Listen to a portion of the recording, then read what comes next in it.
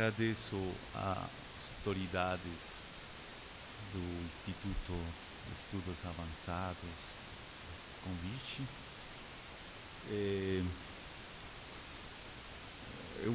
Eu esperava muitos estudantes hoje, mas eu penso que o jogo do Brasil impediu isso, mas como está registrado, gravado, vou fazer na coisa que estava prevista. E vou falar em espanhol. Bueno, siempre que hablamos de investigación, la primera cosa que hay que hacer con los estudiantes es leer. Y antes de aprender a investigar, hay que aprender a leer. Los profesores de educación se quejan, y no solo ellos, de que los estudiantes no les gusta leer o no saben leer. Y cada vez recibimos personas más jóvenes en la universidad que utilizan otros medios privilegiados, más electrónicos. Y sin embargo ahí también es posible hablar de la lectura de otra manera.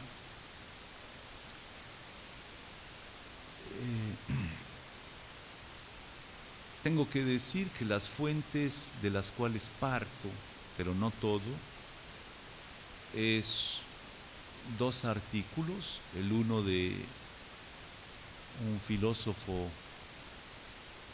que se llama Estanislao Zuleta de Colombia, que hizo una reflexión que voy a comenzar por ahí sobre la lectura, y un psicoanalista que se llama Juan Fernando Pérez, colega de la ANEL Medellín, que luego hizo otro artículo que es una referencia en las universidades de Colombia en ciencias humanas en general, también sobre la lectura, y después unos desarrollos propios.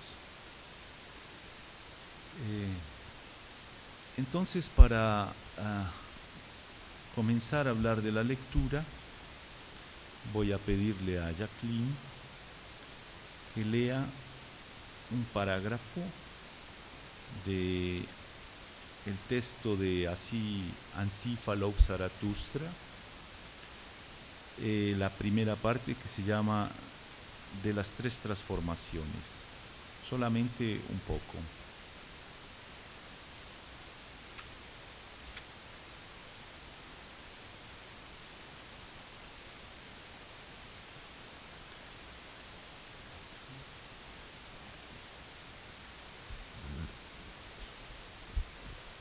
Livro que ele pegou emprestado com meu marido.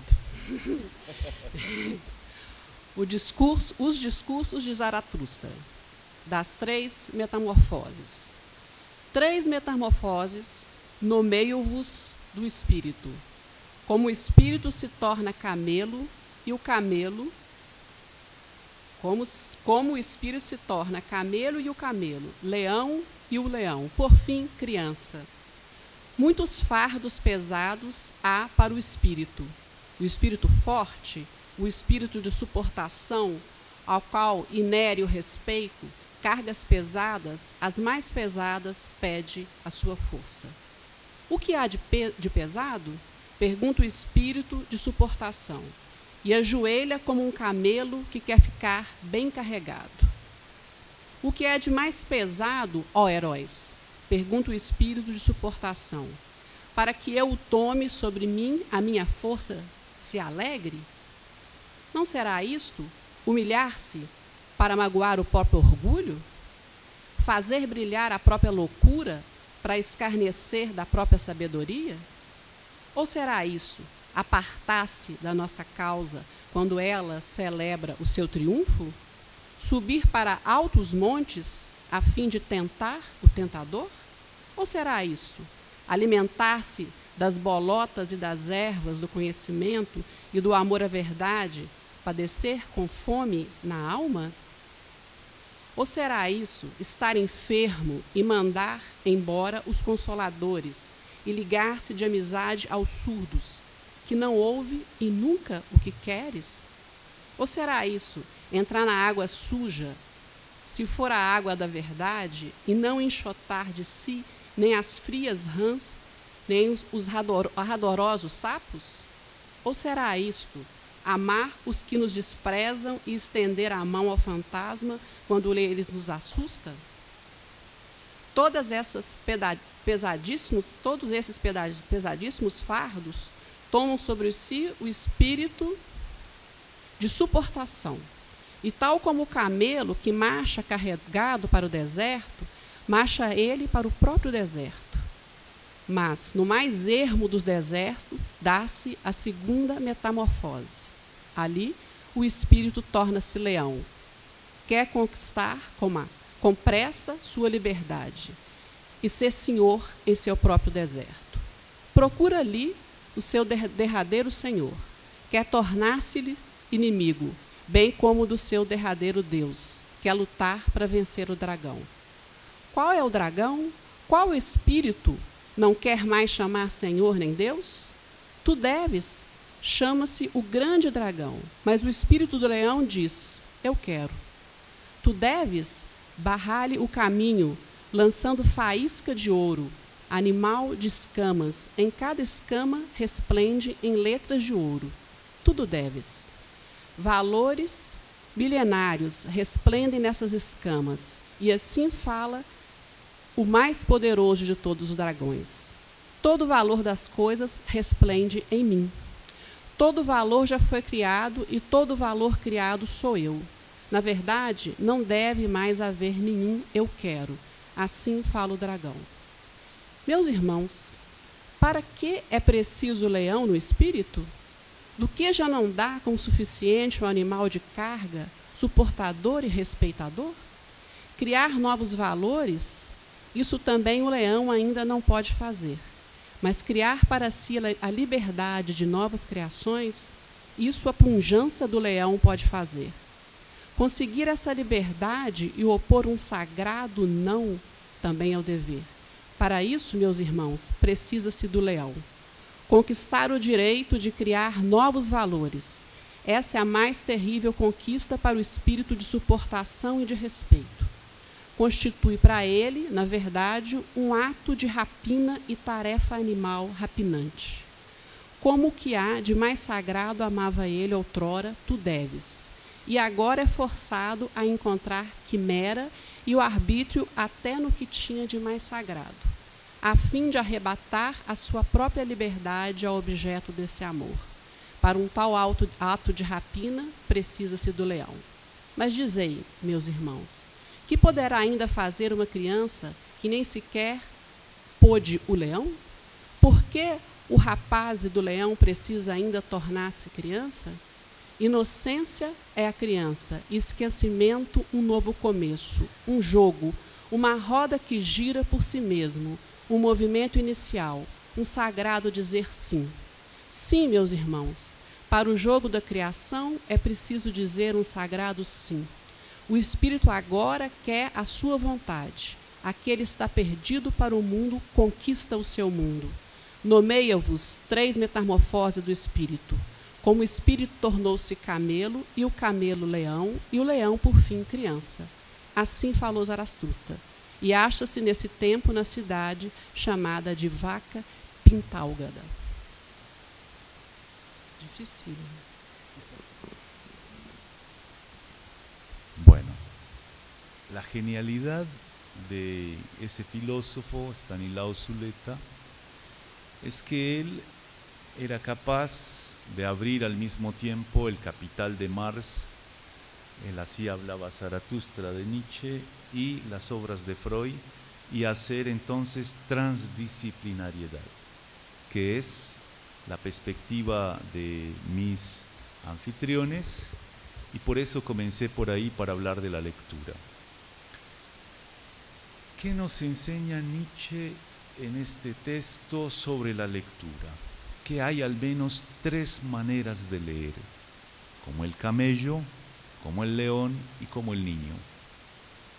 Esto en mi facultad de Ciencias Sociales y Humanas, cuando uno habla de esto a estudiantes de sociología, de antropología, de historia, trabajo social, psicología,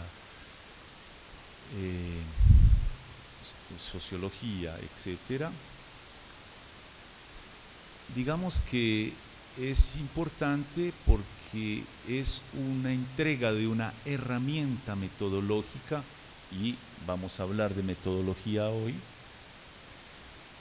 que sirve en todas esas disciplinas, pero que luego ustedes van a ver cómo mi colega Juan Fernando Pérez, psicoanalista, aprovechó esto para luego proponer una lectura psicoanalítica, no solamente de los libros, sino también de los fenómenos sociales, es posible.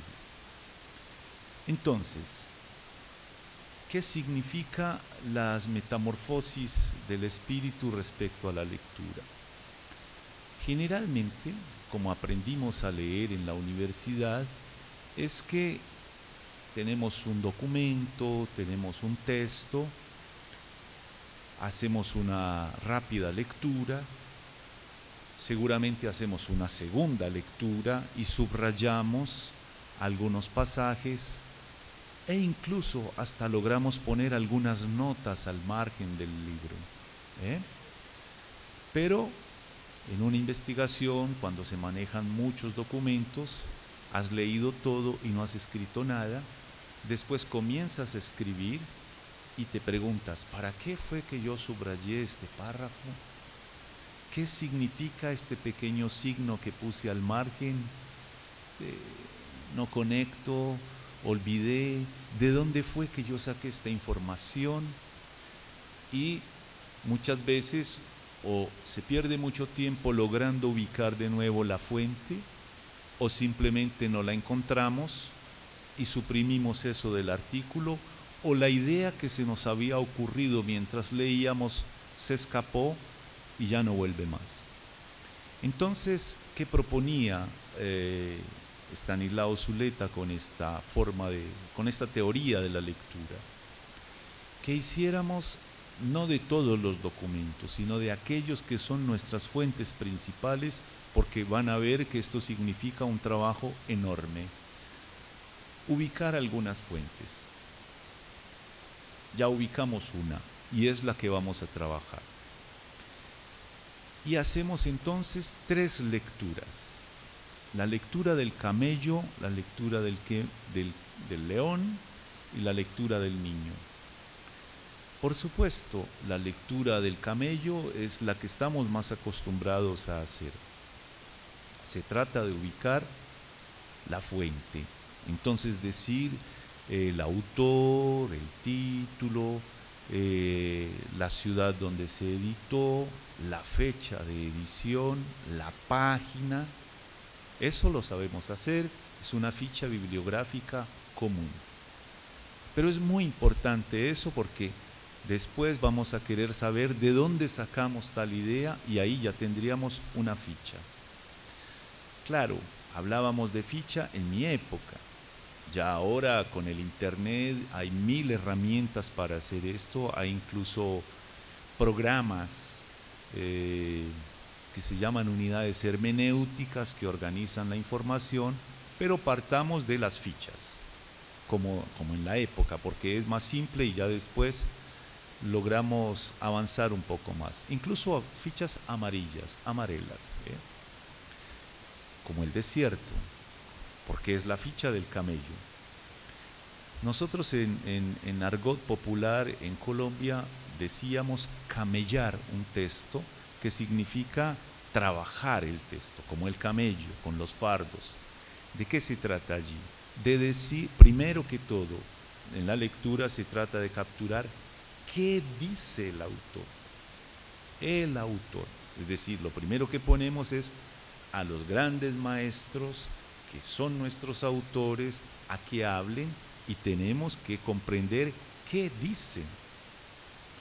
Como no es un curso de metodología extenso, sino una pequeña conferencia, voy de una vez a introducir otros elementos. Por ejemplo, cuando no es un texto, sino una entrevista de alguien una entrevista a profundidad, tratamos esa entrevista como si fuera un texto. Tenemos que ubicar quién es, cuándo se realizó la entrevista y qué dice. En psicoanálisis hacemos eso. Lacan decía que más que una escucha, muy importante la escucha para nosotros, pero más que la escucha es la lectura de lo que dice el paciente, o la fuente en este caso, el libro, o algo más, el fenómeno social. Vamos a escucharlo, pero también vamos a leerlo y vamos a camellar esa fuente, ubicando qué es lo que él dice. ¿Por qué? Porque generalmente cuando leemos, rápidamente el estudiante y muchas veces el investigador o el profesor tiene la tentación de abandonar el texto y comenzar a hablar de otro texto o de las propias ideas que se le ocurren del texto o de otro texto que leyó, y finalmente terminamos sin saber qué dijo este. Lacan decía que había que leer el texto del paciente en el sentido casi que de un editor que pone puntos, comas, punto y coma, puntos suspensivos, punto aparte, paréntesis, incisos, porque eso significa hacer un trabajo para permitir que emerja un sentido de lo que el autor dice. Siempre es él. Todavía no está hablando ni el investigador ni el lector, sino el autor. Leerlo.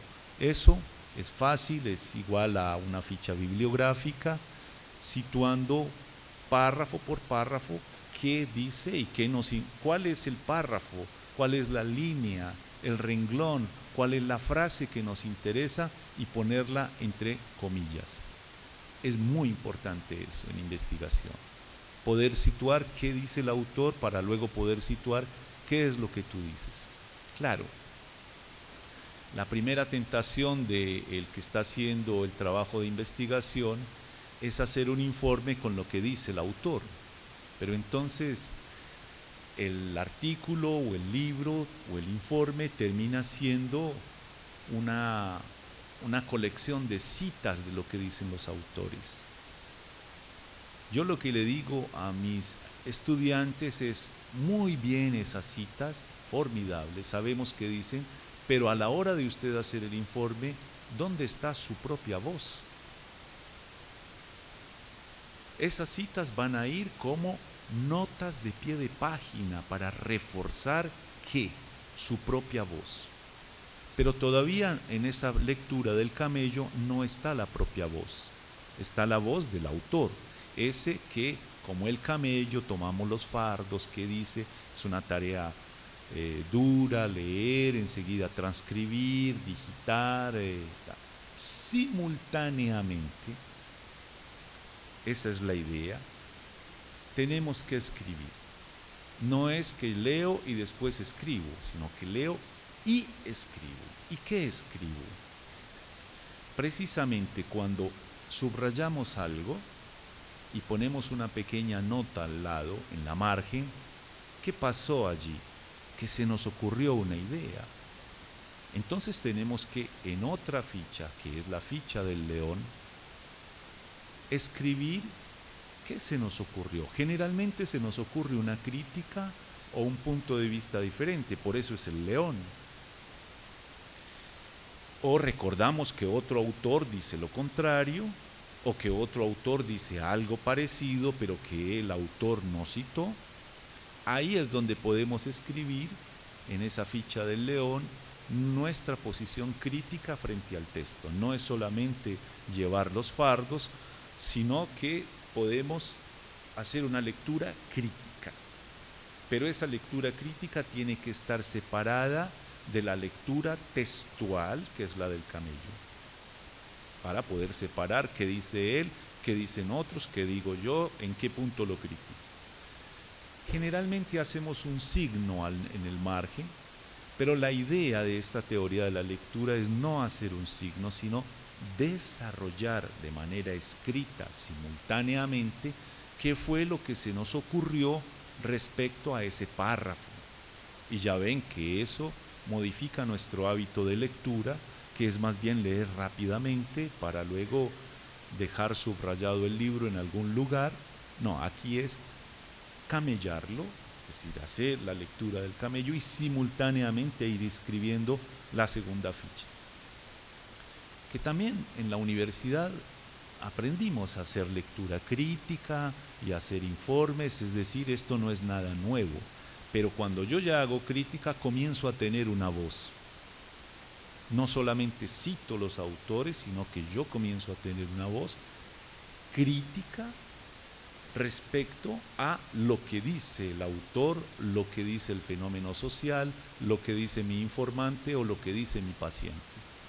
Una cosa es cuando lo escucho, dice Lacan, el analista es al menos dos. Uno cuando escucha y está en el tratamiento, y otro cuando está escribiendo, por ejemplo, el historial.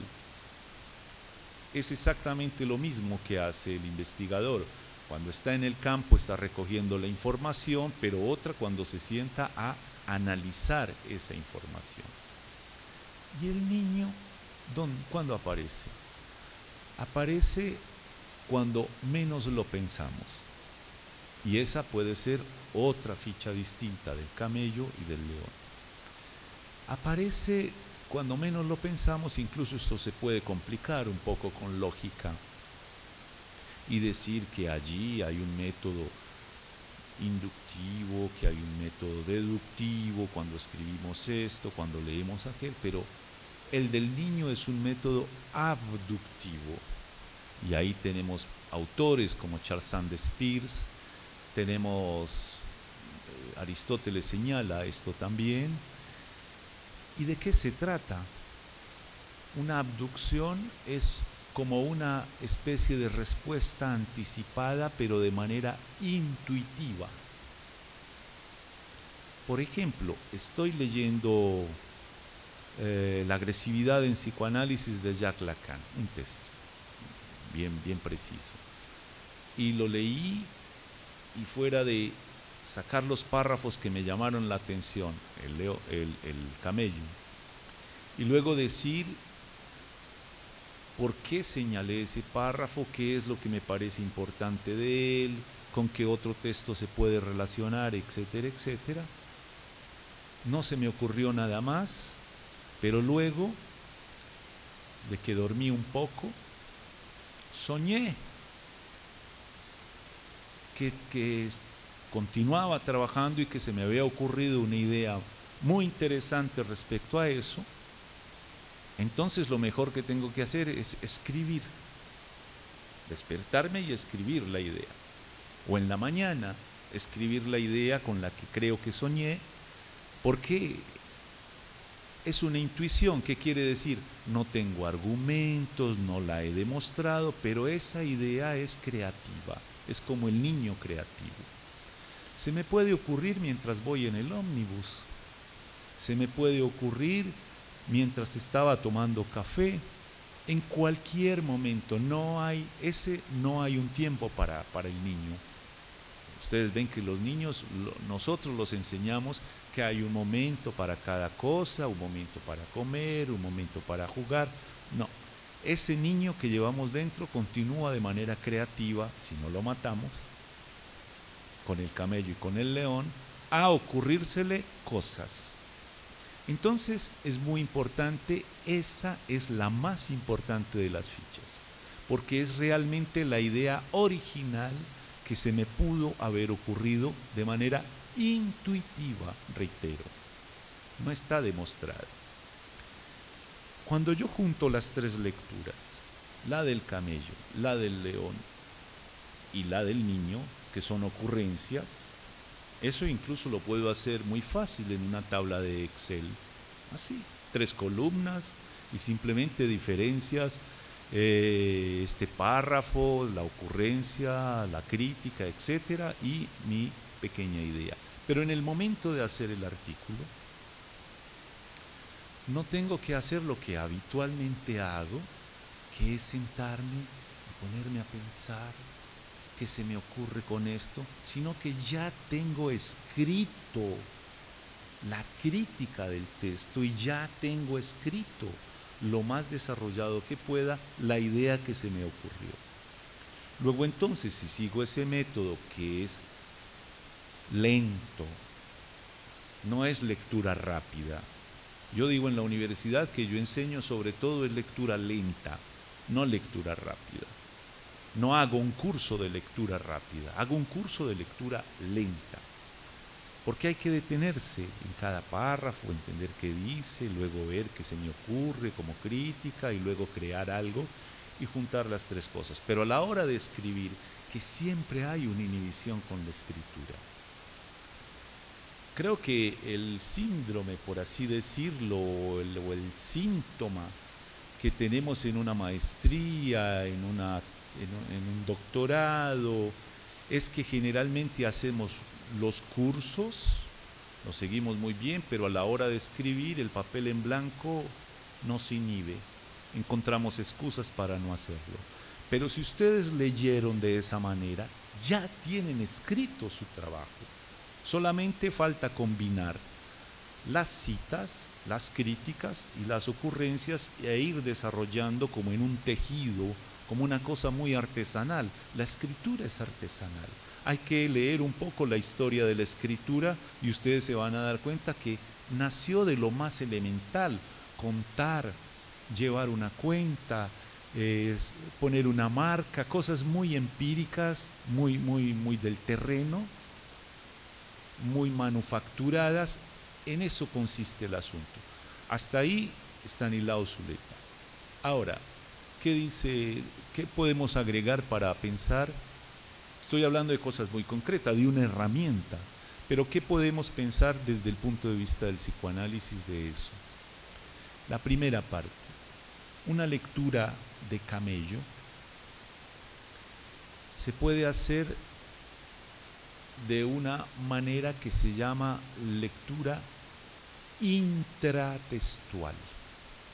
Intratextual.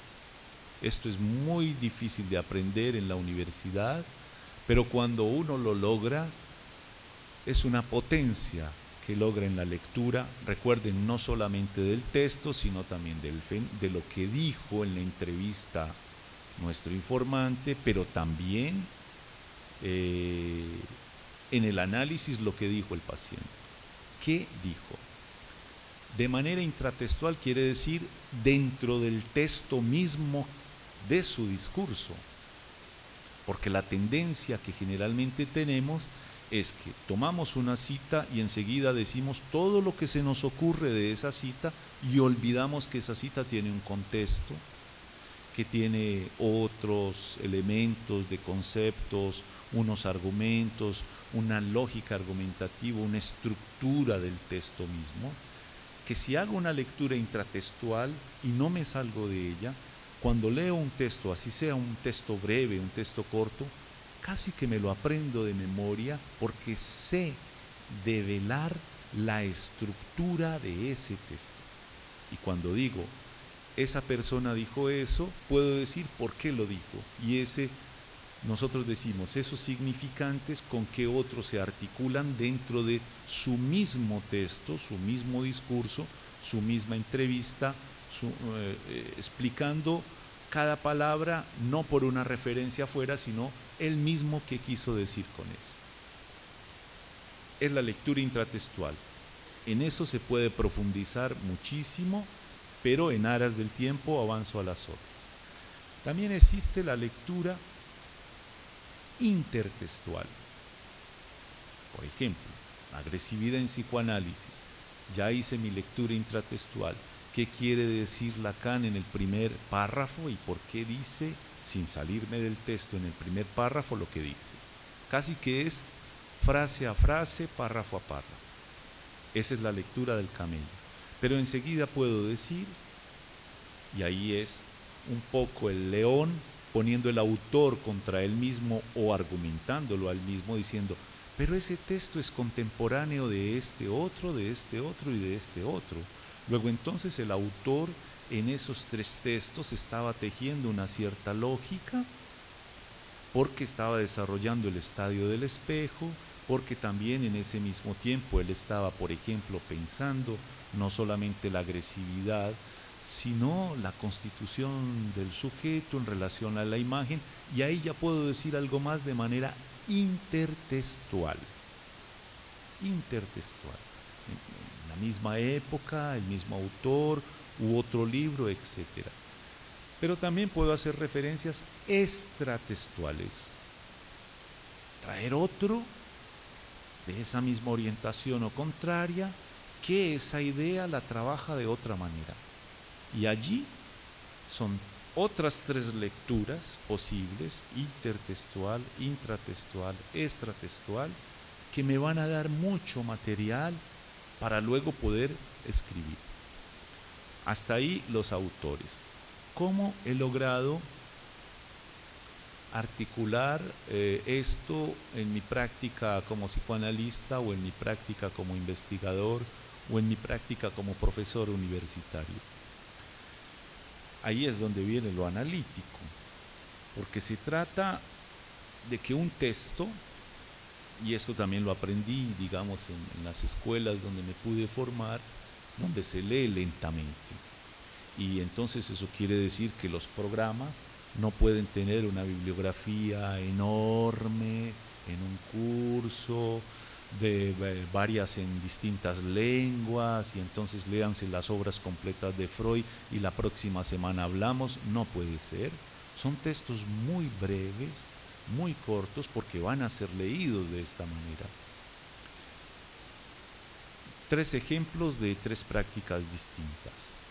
Por ejemplo, en la investigación sobre la Comuna 13, de la que hablé el primer día en este coloquio, en este seminario, les contaba que una antropóloga, en una entrevista en un grupo focal, había escuchado de un hombre que habían hecho, digamos, como una pequeña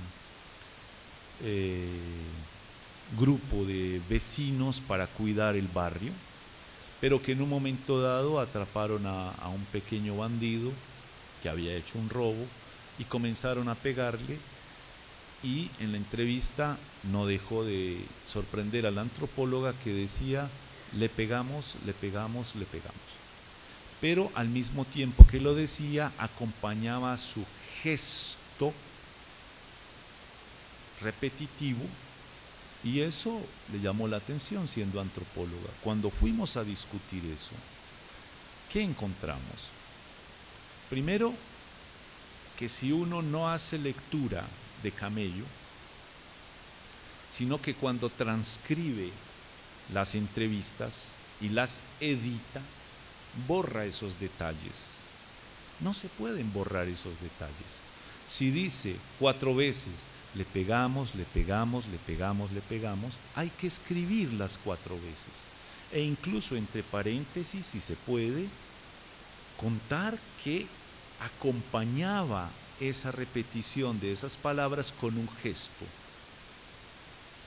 ¿Ven por qué es importante, además del discurso, el cuerpo?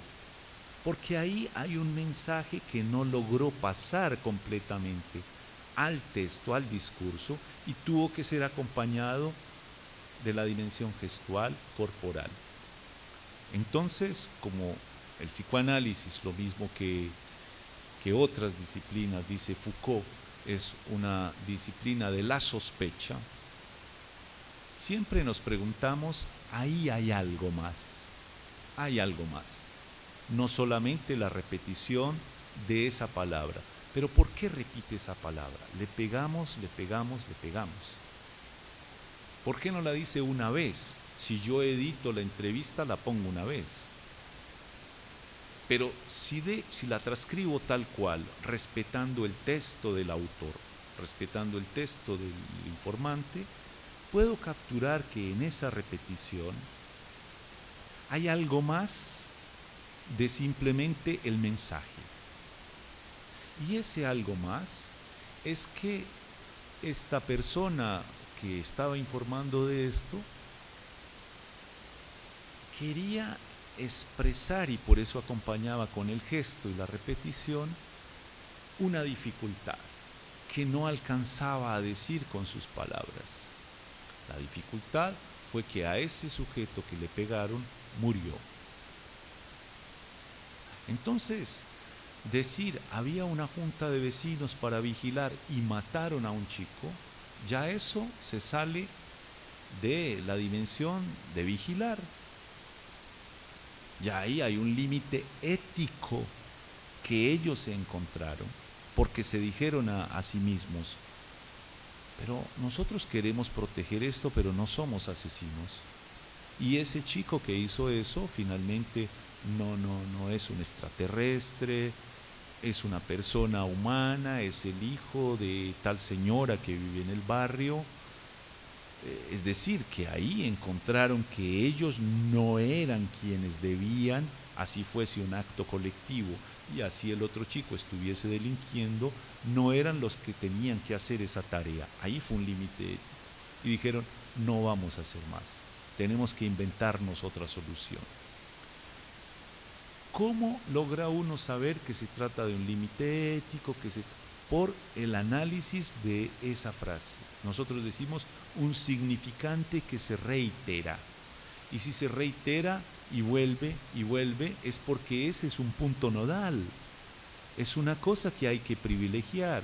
Es una categoría emergente, como decía también en una de las intervenciones en el seminario, en el sentido de que no estaba previsto de que dijera le pegamos. No sabíamos qué iba a decir.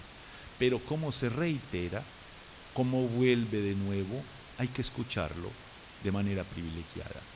Lo mismo que en un análisis. En un análisis, ¿de qué se trata? La regla fundamental de un análisis y el principio fundamental es diga todo lo que le venga a la cabeza. Lo cual es muy raro, porque generalmente en la universidad y en ningún otro lugar le dicen a alguien diga lo que le pase por la cabeza, sino hay que decirlo políticamente correcto, hay que decir teniendo en cuenta la cortesía, hay que tener pudor, vergüenza. No, en el análisis hay que decirle al sujeto diga todo lo que se le ocurra, incluso sin pudor, sin vergüenza, sin moral, sin cortesía, como venga a su cabeza. Eso es muy difícil. Pero cuando las personas aceptan ese principio y comienzan a hablar, lo cual más que por reglas externas, es por reglas internas que tenemos dificultad de hablar así, porque nosotros mismos somos muy críticos, sea desde el punto de vista moral, llenos de prejuicios, o desde el punto de vista del pudor, de lo social, la idea de qué dirá de mí si yo le digo esto, etcétera. Es una autocensura. Cuando eso logra vencerse, las personas comienzan a hablar de qué. Diga todo lo que se le ocurra, pero finalmente terminan hablando de lo mismo. De papá, de mamá, de la pareja, de la sexualidad, de la infancia, del pasado, de la dificultad en el trabajo actual, de la cuestión del país, de todo se habla allí. Pero después de escuchar muchas veces a esas personas, vienen las mismas palabras. Y que no son las mismas palabras de todos, sino las de él. Como él llama siempre de una manera particular algo de su historia. Y esa palabra que se repite, nosotros lo llamamos, por ejemplo, un significante unario o nodular, o un enjambre de palabras que se repiten, porque esas palabras que se repiten van develando poco a poco una estructura en su discurso singular. Él habla en un lenguaje universal, puede incluso hablar de una manera particular, como en su barrio hablan, etcétera, con el argot, con lo que quieren decir, pero es algo que dice de manera singular, es decir, que está por fuera del universal y de lo particular, que solo lo concierne a sí mismo. Es lo mismo que una categoría emergente en la investigación o que un concepto que nunca habíamos oído en un autor y que de pronto aparece allí. ¿Qué es esto? De pronto por ahí Lacan en un texto del final dice, no vamos a hablar más de sujeto, vamos a hablar de par l'être. Y par l'être es un neologismo en francés, es decir, una palabra que no existía en la lengua francesa. Si vamos al diccionario Littré, si vamos al diccionario Robert, si vamos al diccionario Larousse, no encontraremos par l'être. ¿Por qué? Porque es una condensación que él hace, Lacan, por lo menos de tres nociones en una. Parler, hablar. Être, ser. Y l'être, letra. Y par l'être quiere decir al mismo tiempo hablar, letra y ser. ¿Por qué no hizo una frase? El ser que habla y escribe. Porque ahí ya son tres, es una frase, es casi un discurso. Y él dice simplemente par l'être, y por una economía del lenguaje arma ese neologismo que es muy importante para nosotros porque es la referencia a partir de la cual vamos a pensar nuestra clínica. No entran por la puerta personas, no entran por la puerta sujetos, sino par l'être. Seres hablantes, falacer se dice acá, falacer. Solo el problema de falacer es que la letra no está. Está falar, está ser, pero la letra no está. Por eso es un neologismo. Lo tenemos casi que usar en francés, no traducirlo para explicarlo de esta manera. Ahí encontramos algo original en un autor, pero puede ser también en la literatura, puede ser, no es simplemente en psicoanálisis lacaniano, puede ser en cualquier lugar que encontremos un punto de singularidad y ahí nos aferramos, porque eso es lo que nos va a develar algo que estaba escrito en el discurso, estaba escrito en el fenómeno, estaba escrito en el texto, pero si hacemos lectura rápida, no entendemos. Y ahí se gana otro nivel. ¿Por qué? Porque esa intuición, esa lectura intuitiva, esa lectura creativa del niño del cual hablaba al comienzo, esa pequeña idea, luego tiene que argumentarse, articulando al resto del texto, para ver si se cumple, si es una ocurrencia mía, que me concierne a mis propias fantasías, a mis propios prejuicios, o si esa hipótesis, esa intuición, esa idea, apenas esa ocurrencia se sostiene articulada ¿a qué? A las categorías emergentes, a otros conceptos que yo voy trayendo para pensarlos. Decía rápidamente que en una investigación que hicimos con mujeres muy empoderadas políticamente, que eran escuchadas en un consultorio para mujeres, decían que muchas veces, decían, muchas veces tengo la impresión de que no tengo derecho al derecho. El derecho conquistado, derechos feministas, derechos de género, el derecho al trabajo, el derecho a un salario justo, el derecho. Pero había un sentimiento raro de que no tenía derecho al derecho. Y explorando eso comenzó a aparecer la palabra sacrificio. Ya hablé de esto. Sacrificio no es una categoría psicoanalítica. Hay solamente dos referencias de Lacan al término sacrificio, y es cuando en un pequeño texto que se llama El triunfo de se llama La única lección de los nombres del Padre, un seminario del cual él dio una única lección, está publicado, comienza a comentar un cuadro donde se muestra el sacrificio de Abraham. Y dice, está el sacrificio por parte de quien sacrifica, pero también está el sacrificado. Son las dos únicas referencias que tiene el sacrificio. Pero uno con esas referencias, más el discurso de estas mujeres, puede tener una voz propia para poder narrar de qué se trataba en ellas. ¿De qué se trataba? Que esa palabra sacrificio venía del discurso de las madres. Y ellas no recordaban eso. Cuando uno le pregunta, ¿y usted de dónde saca que no tiene derecho al derecho?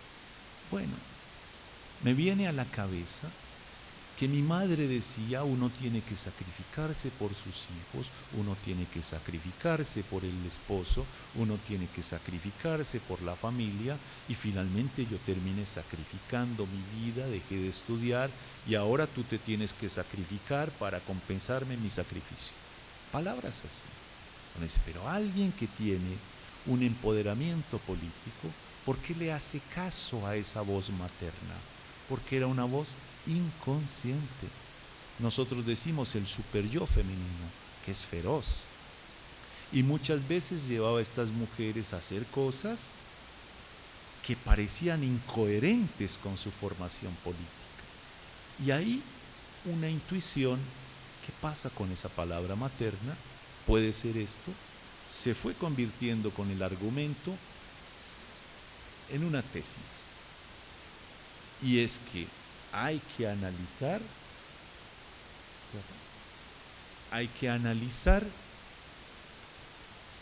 desde el punto de vista del psicoanálisis, porque ellas iban al psicoanálisis con una mujer, hay que analizar la dimensión superyoica de estas mujeres porque entra en contradicción con su formación consciente política, y es el punto en que ella misma reconoce su incoherencia. Por ejemplo, una mujer lucha por sus derechos, por sus conquistas, luego entonces sería incoherente que se sacrificara por algo que ya logró el derecho de salir a trabajar y que sus hijos queden bien. Pero esa voz venía como una voz inconsciente, anudada a la formación católica, a la propia culpa, a las vivencias propias, a imponer un peso que la formación política no lograba levantar. Decía, pero soy incoherente. Si yo he conquistado esto, ¿por qué sigo teniendo ese sentimiento que me pesa de no tener el derecho al derecho? Hay dos ejemplos. El de pegamos, el de sacrificio, de dos instancias aparentemente muy diferentes, pero que terminan siendo lectura de textos.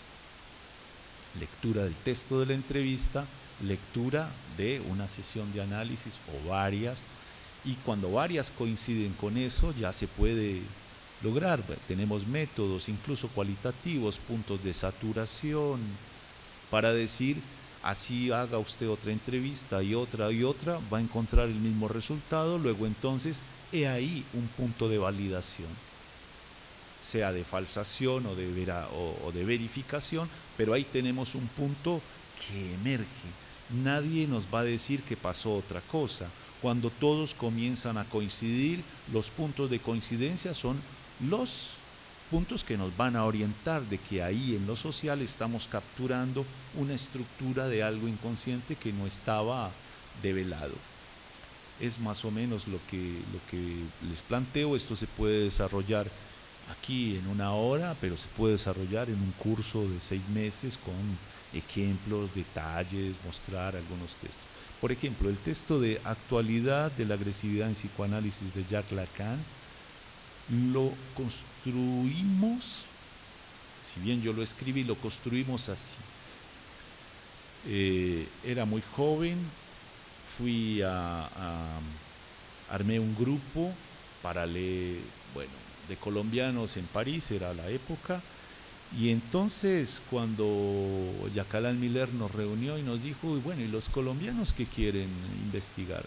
Todos dijimos de manera al unísono, pero sin habernos puesto de acuerdo, violencia. Entonces él dijo, violencia, todos quieren estudiar violencia. Sí, y no nos habíamos puesto de acuerdo antes. Luego entonces él escuchó que ese era un término que realmente nos preocupaba a todos. Y dijo, violencia no es un término psicoanalítico, pero ustedes son estudiantes, ¿por qué no comienzan por leer el texto de la agresividad en psicoanálisis de Lacan? Muy bien. ¿qué hizo?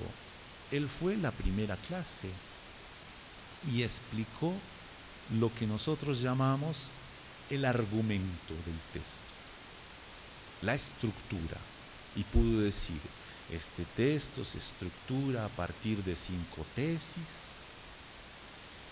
En la cuarta tesis hay un viraje a lo social, porque las primeras es algo en relación a la diferencia entre agresión y agresividad, la segunda es la agresividad en la sesión analítica, pero en la cuarta hay un viraje porque ya es la agresividad pensado en lo social, y ahí ya teníamos nosotros un ejemplo de cómo se leía como el camello un texto, porque él no agregó nada. Dijo, el texto dice eso, armar la estructura y eso arma el argumento, diciendo además a qué época corresponde el autor, con qué otros textos se podía relacionar, si uno tuviera tiempo ir allá y confrontar lo que dice aquí, lo que dice aquí, es decir, la intertextualidad. Y finalmente dice, bueno, va a venir otro colega a trabajar el primer capítulo, o el segundo capítulo, o el tercero. Y así tuvimos a Eric Lorán, a Colette Soler, que vinieron a leer con nosotros, a enseñarnos a leer eso. Eso era el argumento. Luego, ¿qué sigue? Miller presentó el argumento. Luego vino Lorán, Soler y otros a hacer lo que llamamos lectura de comentario de texto, que significa el ejercicio de qué dijo, y vamos a entender qué dijo en este primer parágrafo, en este y en este. Luego seguía lo que se llama la aplicación de ese texto a la clínica. Por ejemplo, a partir de un caso pensado desde la agresividad en psicoanálisis.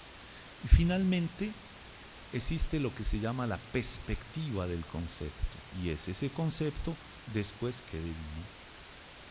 Es que desapareció, no se habló más de agresividad, se habló de violencia, qué tipo de cosas se elucidó, por qué podemos decir que la agresividad es constitutiva del yo de cada sujeto, pero que en otros es elevada a otro nivel ya de violencia, ya no contra sí mismo, ya no pacificado, sino llevado en otro nivel, y qué diferencias hay entre agresividad, violencia, pasaje al acto, acting out, fenómenos de, por ejemplo, violencia sin culpa, cuando hay violencia con culpa, cuando hay violencia.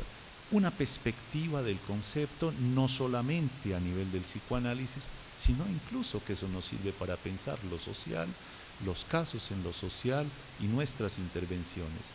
Todo eso es la aplicación de una metodología, ustedes ven, de lectura, que, como reitero, se puede desarrollar más, pero quiero tener alguna pequeña interacción con ustedes para saber qué logré transmitir en este tiempo. Muchas gracias.